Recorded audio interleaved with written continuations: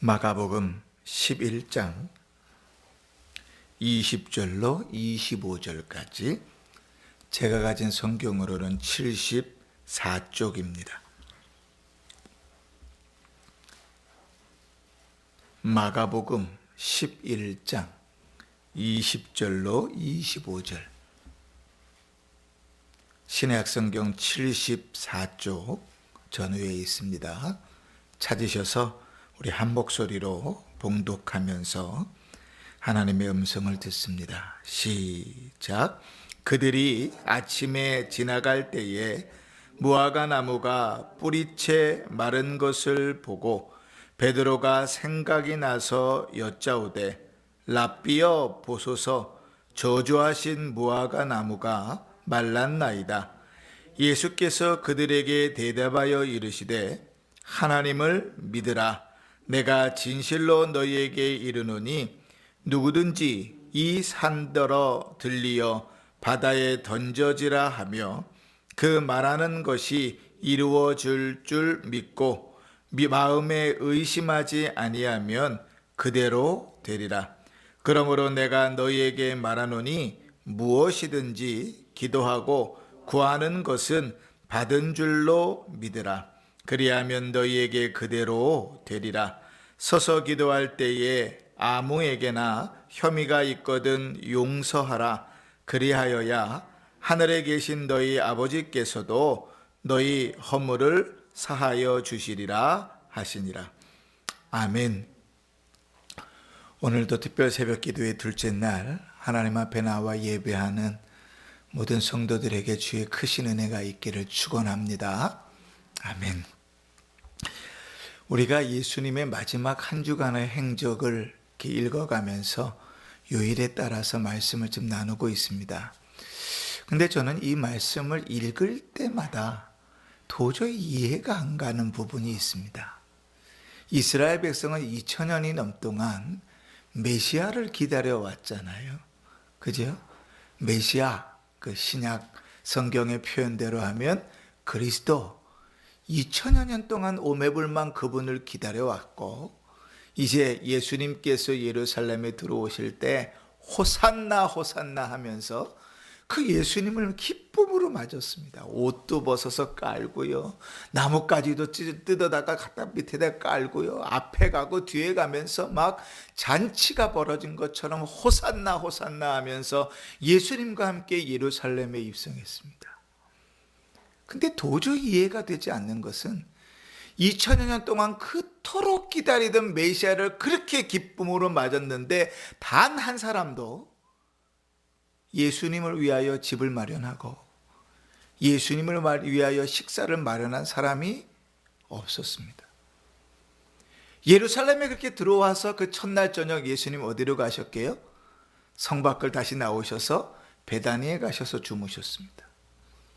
그렇게 아무도 그토록 기다렸던 메시아를 위하여 집 하나 마련하지 않았고 심지어는 먹을 음식도 없어서 오늘 우리가 읽은 성경에 보면 시작이 어떻게 돼요? 그들이 아침에, 그러니까 화요일 아침이지요. 아침에 예루살렘으로 가는데 뭐 했다고요? 시장하였다고. 배가 고프셨다고. 이 상상이 됩니까? 여러분 오랜만에 집에 그토록 기다리던 손님이 찾아왔다고 칩시다. 그러면 여러분 대충 아이고 잘 왔어 그러면서 내일 하면서 그냥 점심도 굶기고 저녁도 굶기고 와 있었는지 없었는지 자고 가는지 안 자고 가는지 관심 없이 그렇게 지내겠습니까? 근데 이스라엘 백성은 2000년을 기다렸거든요. 그런데 입술에 말만 있을 뿐 삶으로는 메시아로 그를 받아들이지 않았던 것이지. 오늘은 이제 그것과 관련된 이야기입니다. 예수님께서요, 먹을 것이 없으셨어요. 그래서 이렇게 보니까 무화과 나무가 있고, 그래서 거기서 열매를 먹을까 하여 찾아간 것입니다. 성경에는 이렇게 표현되어 있어요.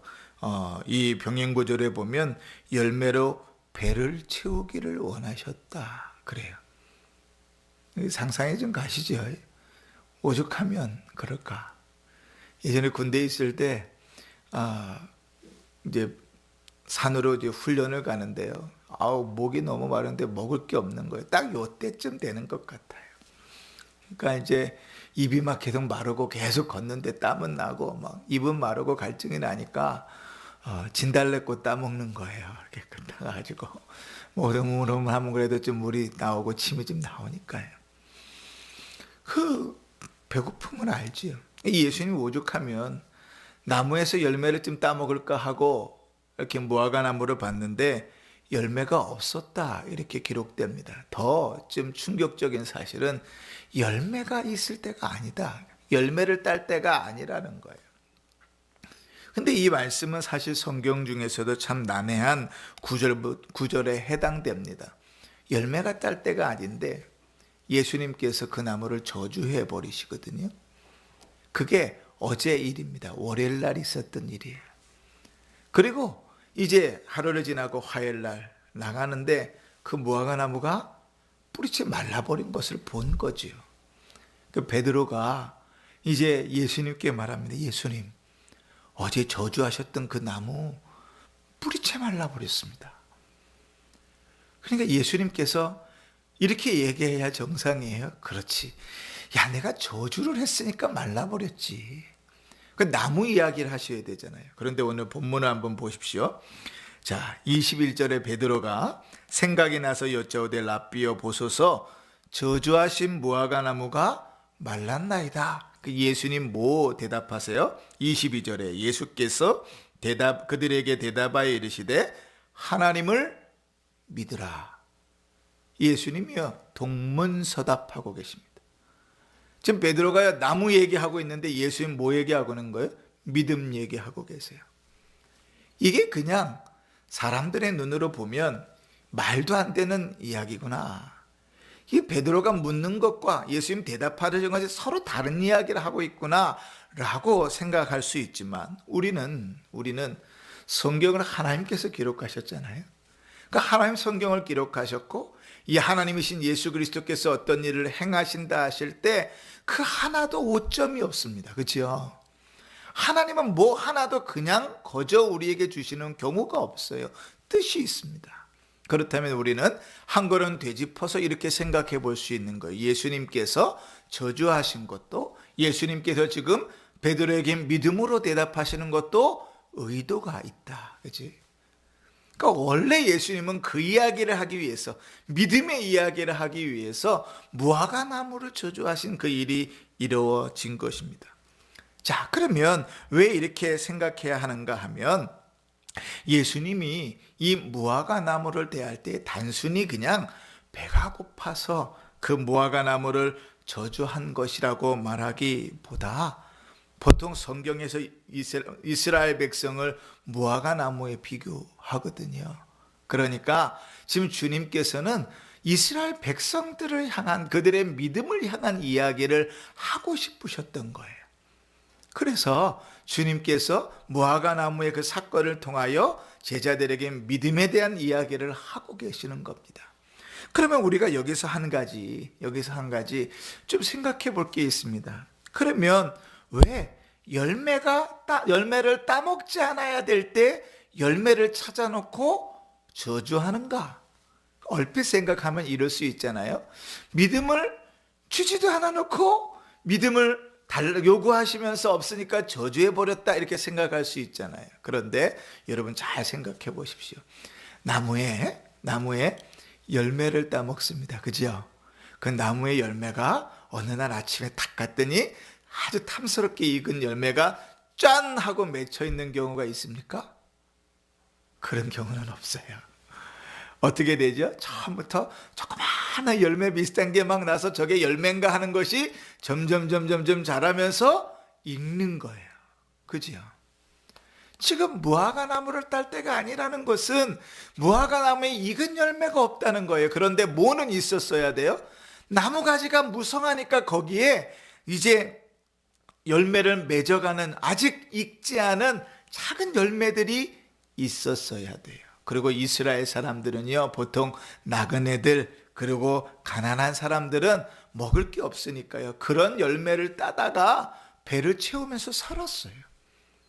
그런데 그 나무에는 뭐조차 없는 거예요? 그 열매조차 없는 거예요.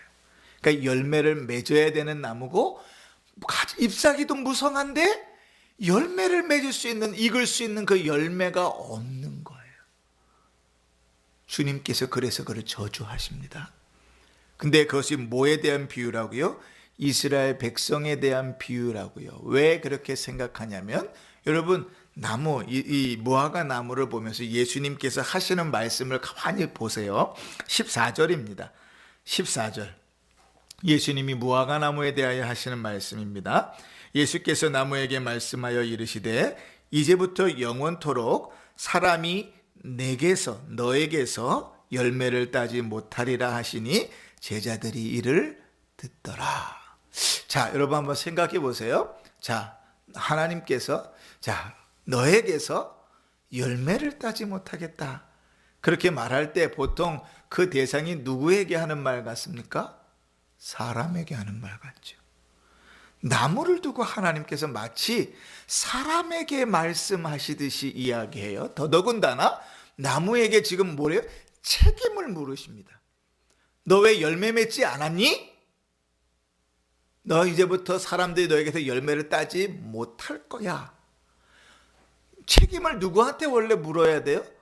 그 나무를 관리하는 사람에게 물어야 되는 거잖아요. 그런데 그에게 묻지 않고 나무에게 책임을 물으십니다. 사람 대하듯이 나무를 대하시고 나무에게 책임을 물으십니다. 그리고 예수님이 그 대화를 무엇으로 받은? 믿음으로 받습니다. 그러니 아하, 처음부터 예수님께서는 그분의 의도는 이거였구나. 무화과 나무로 비유되는 이스라엘 백성들을 향하여 그들이 맺어야 할 믿음이 없음을 인하여 주님께서 그들을 저주하시는구나 하는 말씀을 우리가 알 수 있는 것이죠. 사랑하는 성도 여러분, 잎사귀만 있는 것은요, 유대인들로 따지면 겉모습만 화려한 유대인들, 위선적인 유대인들의 모습을 보여줍니다. 열매가 없다는 것은요, 다른 말로 하면 하나님 아버지의 관계가 제대로 이루어져 있지 않다는 거예요. 열매는 어떻게 맺히지요? 하나님과의 관계가 제대로 맺혀져 있는 것에서 열매를 맺습니다. 집에 가서 한번 읽어보세요. 요한복음 15장을 가면 요한복음 15장에 예수님 그렇게 말씀하십니다. 우리가 그리스도께 접붙임되어 있어요. 주님께 붙어 있으면 열매를 맺는 거예요. 주님을 떠나서는 열매를 맺을 수가 없어요. 근데 나무가 열매를 맺지 못했다는 것은, 이스라엘 백성들이 열매를 맺지 못했다는 것은 주님과의 관계가 맺어져 있지 않다는 거예요. 그러면 사랑하는 성도 여러분, 오늘 말씀 가운데서 우리는 두 가지를 좀 깊이 생각해 봐야 됩니다. 첫 번째는 무엇인가 하면, 우리는 그렇게 입으로만 이빨해져 있는 신앙을 가지고 있지는 않은가. 입으로는 참 잘 말합니다. 입으로는 다른 사람 판단도 잘하고요, 다른 사람의 잘못된 신앙을 잘 지적하기도 하고요. 저 사람은 왜 저렇게 예배드려? 저 사람은 왜 저렇게 기도해? 저 사람은 왜 저렇게 해? 저 목사는 왜 저렇게 말씀을 전해? 판단을 너무 잘합니다, 입으로는. 그런데 삶에는 입술에 내뱉는 것과는 전혀 다른 신앙의 모습을 가지고 있는 거죠. 누구처럼? 당시의 이스라엘 백성들처럼 호산나 호산나 하면서 2000년을 기다렸던 메시아가 예루살렘에 들어왔는데, 모두가 기다리던 그 메시아가 예루살렘에 들어왔는데 아무도 그를 위하여 방도 집도 음식도 준비하지 않았다고요. 다른 말로 하면 입으로는 호산나 호산나인데 그 주님을 진정한 메시아로 받아들이지는 않는 거죠. 두 번째로, 우리는 하나님을 믿노라고 열심히 이야기합니다. 믿음으로 살아간다고 이야기합니다. 예수 그리스도로 말미암아 구원받았다고 이야기를 너무나 잘합니다. 그런데 우리에게 열매가 있는가? 믿음의 열매가 있는가? 돌아볼 일입니다. 예배 하나 드리는 것조차 참 버겁고 힘들어서 예배를 견디어내고, 매일 기도하는 것조차 힘들어서 오늘은 잊어버렸네, 하루하루를 그렇게 넘기고, 매일 주의 말씀을 읽는 것조차 힘들어서 읽을 때마다 꾸벅꾸벅 졸게 되는 우리의 현실이죠. 그죠? 그것이 그 예배가 은혜가 되어서 삶으로 연결되어지고 삶 속에 믿음의 열매가 맺어지고 그 기도함이 은혜가 되어져서 삶 가운데 열매가 맺어지고 주의 말씀을 읽고 묵상하는 일이 열매가 되어져서 우리의 삶 속에 순종되는 일들이 있는가? 그렇지? 주님은 우리에게 열매를 찾으시는데 그 열매가 없다고요. 그 열매가 없다고요. 성경이 우리에게 말씀하는 열매는 늘 성령의 열매지요. 그지요? 성령의 열매의 가장 유명한 말씀은 갈라디아서 5장입니다. 성령의 열매는 사랑과 희락과 화평과 오래 참음과 자비와 양선과 충성과 온유와 절제니 이 같은 것을 금지할 법이 없다. 금지할 법이 없다. 그지? 그러면 이 내용들 한번 잘 보십시오. 그게 돈으로 우리에게 주어지는 겁니까? 아닙니다. 물질로 우리에게 주어지는 겁니까? 아닙니다. 우리 마음속에, 우리 심령 가운데 맺혀지는 거죠. 주를 예배하는 일이 기쁜가? 그치? 믿음으로 순종하는 그 어려운 일이 기쁨으로 감당되는가? 그치? 성령의 열매를 맺고 있는가? 바울 사도는 에베소서 5장 9절 이하에 이렇게 말씀하십니다. 빛의 열매는 모든 착함과 의로움과 진실함에 있느니라. 착함이라는 말은 늘 착함은 성경에서 뭘 얘기한다 그랬죠? 그 말씀을 순종하는 것이라 그랬죠. 계속해서 이렇게 얘기합니다. 주를 기쁘시게 할 것이 무엇인가 시험하여 보라. 너희는 열매 없는 어둠의 일에 참여하지 말고 도리어 책망하라. 사랑하는 성도 여러분, 우리가 그리스도의 고난을 묵상하는 한 주간을 보내고 있습니다. 주님의 죽으심이 나의 구원을 위한 것인지를 깊이 있게 묵상함 속에 하나님께서 우리에게 당연히 주시는 선물은 슬픔이 아니라 기쁨입니다.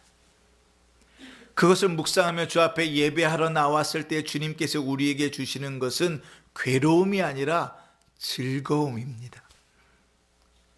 주를 예배하는 일들은 그런 것입니다. 믿음으로 우리 안에 맺어지는 열매들은 그런 것입니다. 책망하고 절제하고 판단하는 일들이 아니라 위로하고 격려하고 세우는 일들입니다. 저 사람의 생각은 나하고 맞지 않아 무시하는 일이 아니라 나의 부족함과 연약함이 있겠지라고 기대하고 포용하는 것입니다. 그게 열매입니다. 사랑하는 성도 여러분, 예수님께서 제자들에게 또 오늘날 우리 성도들에게 주의 말씀을 통하여 기대하시는 바는 우리가 열매를 맺는 것이라 하는 사실을 기억하시면서 우리의 삶 가운데 그러한 열매를 맺는 복된 성도들 되시기를 바랍니다.